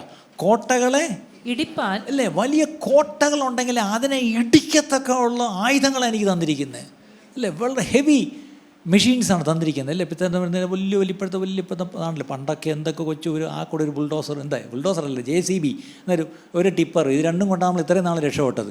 ഇപ്പം നമ്മുടെ വലിയ ഇതാണ്ട് ഈ ഹൈവേ കൺസ്ട്രക്ഷനിലേക്ക് ചെന്നപ്പം എത്ര വലിയ സാധനങ്ങളാണ്. വിഴിഞ്ഞം പോട്ടിച്ചെന്ന് കണ്ടെയ്നറൊക്കെ ഇങ്ങനെ പൊക്കിയെടുത്ത് ഇപ്പുറത്ത് വയ്ക്കുന്ന വലിയ മെഷീൻസാണ്. ഇതിനെക്കാട്ടിലും ശക്തിയുള്ള ആയുധങ്ങളാണ് ദൈവം നമുക്ക് തന്നിരിക്കുന്നത്. എന്നിട്ട് എന്താണ്? അവയാൽ ഞങ്ങൾ സങ്കല്പം. അത് ഇംഗ്ലീഷിൽ എന്താണ്? ഇമാജിനേഷൻസ്. എന്താണ് നിങ്ങൾ ചിന്തിച്ചുകൊണ്ടിരിക്കുന്നത്? Imaginations. What do you imagine? നമുക്ക് ഒത്തിരി ഇമാജിനേഷൻ, നമ്മൾ ഇംഗ്ലീഷ് നല്ലൊരു വാർഡ്, വൈൽഡ് ഇമാജിനേഷൻ. നമ്മൾ ഒത്തിരി ഇങ്ങനെ വൈൽഡായിട്ടാണ് ചിന്തിച്ചുകൊണ്ട്. ആ ഇമാജിനേഷൻസ് വിട്. അടുത്തത്, ദൈവത്തിന്റെ പരിജ്ഞാനത്തിന് വിരോധമായി പൊങ്ങുന്ന എല്ലാ ഉയർച്ചയും. കണ്ടോ? Everything that exalteth against the knowledge of God and every high thing. ദൈവത്തിന് വിരോധമായി പൊങ്ങുന്ന ഉയർച്ച. അടുത്തത്, ഇടിച്ചു കളഞ്ഞ് ഏത് വിചാരത്തെയും. കണ്ടോ? ബ്രിങ്ങിങ് എവറി തോട്ട് എവിടാണ്? മനസ്സിലാണ്. ഇപ്പം തന്നെ നിങ്ങളിരിക്കുമ്പോൾ എന്തോ നിങ്ങളിപ്പോൾ ചിന്തിച്ചുകൊണ്ടിരിക്കുന്നത്? കഴിഞ്ഞ ആഴ്ച ബീഫ് ഉണ്ടായിരുന്നു, ഇന്ന് എന്തിനാണോ എന്തോ, അതാണോ ചിന്തിച്ചുകൊണ്ടിരിക്കുന്നത്? അല്ല, ഇത് നമ്മളിവിടെ നിങ്ങൾ കേട്ടിങ്ങനെ തലയാട്ടിക്കൊണ്ടിരിക്കുക, പക്ഷേ ചിന്ത പോകുന്നത്, അല്ലേ? ഏത് വിചാരത്തെയും പിടിച്ച് അടക്കണം. ക്രിസ്തുവിനോടുള്ള അനുസരണത്തിനായിട്ട് പിടിച്ചടക്കണം. ആണ്ടോ? ഇതിനെ എന്തിനായിട്ട് പിടിച്ചടക്കണം? ക്രിസ്തുവിനെ അനുസരിക്കാൻ, അല്ലേ? ഞാൻ നല്ലോണം ഓർക്കണം, നമ്മുടെ ശരീരം ബലഹീനമാണെന്ന് നമ്മൾ പറയുന്ന പോലെ നമ്മൾ പലപ്പോഴും ക്രിസ്തുവിനെ അനുസരിക്കാതിരിക്കാൻ നമ്മൾ പല കാരണം കണ്ടു. അതിന് ചില കാരണങ്ങൾ എന്താണെന്നറിയാമോ? എൻ്റെ ഫ്ലഷ് അത് ഇഷ്ടപ്പെടുന്നില്ല. My spirit is willing but my flush is week എന്ന് യേശു എന്നെ പത്രോസിനോട് പറഞ്ഞ് ശ്രദ്ധിച്ചോ. മോനെ, നിൻ്റെ ആത്മാവ് ഒരുക്കമുള്ളതാണ്, എനിക്കറിയാം, പക്ഷേ നിൻ്റെ ജഡം ബലഹീനമാണ്. അവിടെ നീ ഉണർന്ന് പ്രാർത്ഥിച്ച് നീ ബലപ്പെട്ടോണം, ഇല്ലെങ്കിൽ നീ വീഴും, അല്ലേ? ഇതുപോലൊരു ജഡത്തിൽ നമ്മൾ ജീവിക്കുമ്പം ആത്മാവിൽ ഒരുക്കം ഉണ്ടായിട്ട് കാര്യമില്ല. നമ്മൾ ഉണർന്ന് ദൈവസന്നിധിയിൽ എപ്പോഴും ആയിരിക്കണം, അല്ലേ? ആ ദൈവമായിട്ട് ആ ബന്ധവും ആ ദൈവസന്നിധിയിൽ നുറുങ്ങിയിരിക്കാൻ നമുക്ക് കഴിഞ്ഞില്ലെങ്കിൽ ഈ ജഡം നമ്മളെ ഓവർ പവർ ചെയ്യും, നമ്മളെ പിടിച്ചടക്കും. ജഡത്തിൽ നമ്മൾ വീണു പോയിട്ട് പിന്നെ കിടന്ന് കൈയും കാലും അടിച്ചിട്ട് കാര്യമില്ല. ഒരു നിസ്സാര വാക്ക് കാരണം നമ്മുടെ അവസാനം ഈ പറഞ്ഞ പോലെ വളരെ പരിതാപകരമായി പോകാമെന്ന് നമ്മളിന്ന് കേട്ടെങ്കിൽ തീർച്ചയായിട്ടും ഈ ജഡത്തിൽ ജീവിക്കുമ്പോൾ ഈ ജഡത്തിനെ അനുസരിച്ചല്ല നമ്മൾ നടക്കേണ്ടത്. ഈ ജഡത്തെ ദണ്ണിപ്പിച്ച് അടിമയാക്കി, അതാണ് ഐ ഡൈ ഡെയിലി എന്ന് പറഞ്ഞാൽ ദിനംതോറും മരിക്കുന്നു, അല്ലേ? ആ മരണത്തിലാണ് നമ്മുടെ ജീവൻ ഇരിക്കുന്നത്. In death is our life. ലോകം പറഞ്ഞു when you die it's gone, തീർന്നു. അല്ല, നമ്മൾ വിശ്വസിക്കുന്ന നേരെ തിരിച്ചാണ്. ഞാൻ മരിക്കും തോറും ഞാൻ ജീവനിൽ ജീവിക്കുമെന്നല്ല, ബൈബിൾ പറഞ്ഞ പദം ഐ റെയിൻ ഇൻ ലൈഫ് എന്ന. എന്താണ്? ജീവനിൽ വാഴും. എത്ര പേരിന്ന് സമർപ്പിക്കും? കർത്താവേ, എൻ്റെ മനസ്സ് കർത്താവേ ഒന്ന് പുതുക്കി, ഒന്ന് രൂപാന്തരപ്പെട്ട് ജീവിക്കുവാൻ, എൻ്റെ ശരീരം ഒന്ന് യാഗമായിട്ടൊന്ന് അങ്ങാണ്ട് യാഗപീഠത്തിൽ വെച്ച് ഒന്ന് ജീവിക്കുവാൻ എന്നെ ഒന്ന് സഹായിക്കണമേ. ഇവിടെ വേറെ ഒന്നും ഇവിടെ പറഞ്ഞില്ല. പൗലോസ് അപ്പോസ്തലൻ പറഞ്ഞ 2 വാക്യമേ നമ്മളിവിടെ പറഞ്ഞുള്ളൂ. അതിന് അനുബന്ധ ചില വാക്യങ്ങളോടൊന്ന് വായിച്ചെന്നേ ഉള്ളൂ, അല്ലേ? ഇവിടെ ഇരിക്കുന്ന കൊച്ചു കുട്ടികൾക്ക് വരെ മനസ്സിലാവുന്ന ഭാഷയിലാണ് ഇവിടെ സംസാരിച്ചു. ഇവിടെ വലിയ വൈബ്രേഷൻ ഇട്ടൊന്നും ആരും സംസാരിച്ചില്ല, പതുക്കെയാണ് സംസാരിച്ച്. അപ്പോൾ ഈ കേട്ട ദൈവവചനത്തിന് മുമ്പാകെ നമ്മളെ ഒന്ന് സമർപ്പിച്ചൊന്ന് പ്രാർത്ഥിക്കാമോ? കർത്താവേ, എൻ്റെ ജീവിതത്തിൽ ഒരുപാട് നുറുക്കപ്പെട്ട അവസ്ഥയുണ്ട്. പക്ഷേ അത് എന്നെ കർത്താവേ മറ്റുള്ളവരുടെ സിമ്പതിക്ക് വേണ്ടിയാണ് ഞാൻ ആ നുറുക്കത്തെ കാണുന്നത്. പക്ഷേ ആരും എന്നോട് സിമ്പതൈസ് ചെയ്തില്ലെങ്കിലും Lord you have compassion on me. നിനക്ക് എന്നോട് മനസ്സലിവ് തോന്നി. കാര്യം ദൈവമേ, ഞാൻ നിൻ്റെ സന്നിധിയിൽ വന്ന് എന്നെ സമർപ്പിക്കുമ്പം നീ എന്നെ സഹായിക്കൂ അപ്പാ. എന്നെ കേൾക്കുന്ന എല്ലാവരും ഒരു നിമിഷം കണ്ണടച്ചാട്ടെ, എല്ലാവരും ഒന്ന് കണ്ണടച്ചാട്ടെ. കർത്താവേ, എൻ്റെ ജീവിതത്തെ കർത്താവേ പൂർണ്ണമായി അങ്ങയുടെ കരത്തിലേക്ക് എന്നെ സമർപ്പിച്ച് ഞാൻ പ്രാർത്ഥിക്കുന്നു എന്ന് പറഞ്ഞിട്ട് എല്ലാവരും സമർപ്പിച്ചാട്ട്.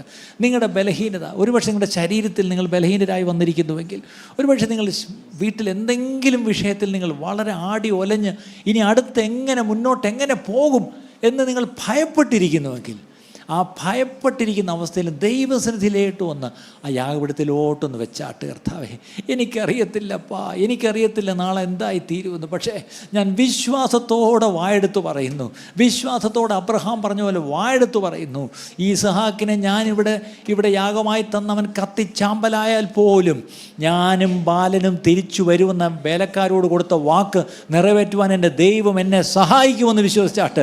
നിങ്ങൾ വിശ്വസിച്ച വാക്കുകൾ പറഞ്ഞാട്ട്, വിശ്വസിച്ചിട്ട് ദൈവവചനം വായെടുത്ത് കൺഫസ് ചെയ്താട്ട്. ഇനി നിരാശയുടെ വാക്കുകളല്ല വായിലൂടെ പറയേണ്ടത്, ഇനി ഭയത്തിൻ്റെ വാക്കുകളല്ല, ഇനി സംശയത്തിൻ്റെ വാക്കുകളല്ല പറയേണ്ടത്, ഇനി കോപത്തിൻ്റെയും വെറുപ്പിൻ്റെയും പകയുടെയും വാക്കുകൾ അല്ല പറയേണ്ടത്. പകരം ദൈവവചനമെടുത്ത് വാഗൊണ്ട് പറഞ്ഞാട്ട്. നിങ്ങളെ ശപിക്കുന്നവരെ തിരിച്ച് അനുഗ്രഹിച്ചാട്ട്, നിങ്ങൾക്ക് ദോഷം പ്രവർത്തിക്കുന്നവരെ തിരിച്ച് നിങ്ങൾ അനുഗ്രഹിച്ചാട്ട്, അവരെ അനുഗ്രഹിച്ച് പ്രാർത്ഥിച്ചാട്ട്. ഹല്ലേലൂയ. അവർ നിങ്ങളെ അനുഗ്രഹിക്കുകയല്ല ചെയ്തത്, അവർ നിങ്ങളെ ശപിക്കുകയാണ് ചെയ്തത്. അല്ലെങ്കിൽ നിങ്ങൾക്ക് നഷ്ടകഷ്ടങ്ങൾ വരുത്തിയിട്ടുണ്ടാകും, അപമാനം വരുത്തിയിട്ടുണ്ടായിരിക്കാം. പക്ഷേ എല്ലാത്തിനും പകരമായി തിരിച്ച് അവരെ ഒന്ന് പേര് പറഞ്ഞ് അനുഗ്രഹിച്ചാട്ട്. നിങ്ങളുടെ കുടുംബത്തിൽ അങ്ങനെയുള്ള ആരെങ്കിലുമൊക്കെ ഉണ്ടാവും പ്രിയപ്പെട്ടവരെ. ഒരുപക്ഷെ നിങ്ങളുടെ അയൽവക്കങ്ങളിലായിരിക്കാം, ഒരുപക്ഷെ നിങ്ങളുടെ ജോലി സ്ഥലങ്ങളിലായിരിക്കാം, ആര് തന്നെ ആവട്ടെ, നിങ്ങൾ ഈ പറഞ്ഞ പോലെ യാഗപീഠത്തിലേക്ക് നിങ്ങളെ സമർപ്പിച്ചാട്ട്. നാഥ, ഞങ്ങൾ കേട്ട വചനത്തിന് മുമ്പാകെ ഞങ്ങളെ സമർപ്പിച്ച് ഞങ്ങൾ പ്രാർത്ഥിക്കുന്നപ്പാ. ദൈവമേ, ഞങ്ങളുടെ ശരീരങ്ങളെ യാഗമായി സമർപ്പിക്കുവാൻ അങ്ങ് പറഞ്ഞു. ഞങ്ങളുടെ മനസ്സിനെ ഒന്ന് പുതുക്കി കർത്താവേ, ദൈവഹിതം എന്തെന്ന് തിരിച്ചറിഞ്ഞ് രൂപാന്തരപ്പെടേണ്ടതിന് കർത്താവേ ഞങ്ങളെ സഹായിക്കണം. അതിനായി ഞങ്ങളെ ഓരോരുത്തരെയും ഞങ്ങൾ പേരുപേരായി കുടുംബമായി സമർപ്പിച്ച് പ്രാർത്ഥിക്കുന്നപ്പാ. പരിശുദ്ധാത്മാവേ, പ്പിക്കപ്പെട്ട ദൈവവചനത്തെ വീണ്ടും ഞങ്ങൾക്ക് ഓർമ്മയിലേക്ക് കൊണ്ടുതരണമേ. രാത്രി കിടക്കയിൽ ആയിരിക്കുമ്പോഴും ദൈവത്തിൻ്റെ ആത്മാവ് ഞങ്ങളെ കർത്താവെ ഈ കേൾക്കുന്ന വചനങ്ങൾ വീണ്ടും ഓർപ്പിച്ചു തരണമേ എന്ന് പ്രാർത്ഥിക്കുന്നു. ഞങ്ങൾ ഇരിക്കുമ്പോഴും കിടക്കുമ്പോഴും നടക്കുമ്പോഴും എല്ലാം ആ ദൈവവചനം ഞങ്ങളുടെ ഓർമ്മയിലേക്ക് വരട്ടപ്പാ. അതിനായി ഞങ്ങളുടെ കരുത്തിലേക്ക് ഞങ്ങളെ ഏൽപ്പിച്ചു പ്രാർത്ഥിക്കുന്നു. പ്രാർത്ഥന കേട്ടിരിക്കാൻ സ്തോത്രം. യേശു ക്രിസ്തുവിൻ്റെ നാമത്തിൽ തന്നെ പിതാവേ. ഇന്നത്തെ ഈ സന്ദേശം നിങ്ങൾക്ക് അനുഗ്രഹമായി തീർന്നു എന്ന് ഞങ്ങൾ ആത്മാർത്ഥമായി വിശ്വസിക്കുന്നു. ഇതുപോലെയുള്ള അനുഗ്രഹിക്കപ്പെട്ട സന്ദേശങ്ങൾ തുടർന്നും കേൾക്കുവാൻ ദയവായി ഞങ്ങളുടെ ഈ ചാനൽ നിങ്ങൾ സബ്സ്ക്രൈബ് ചെയ്യുക. അതിലൂടെ നമ്മുടെ രക്ഷിതാവും കർത്താവും വീണ്ടെടുപ്പുകാരനുമായ യേശു കർത്താവുമായിട്ടുള്ള ദൃഢമായ ബന്ധത്തിൽ വളരുവാൻ അത് കാരണമായി തീരട്ടെ എന്ന് ഞങ്ങൾ പ്രാർത്ഥിക്കുന്നു. മറക്കാതെ ഇപ്പോൾ തന്നെ സബ്സ്ക്രൈബ് ചെയ്യൂ. ദൈവം നിങ്ങളെ അനുഗ്രഹിക്കുമാറാകട്ടെ.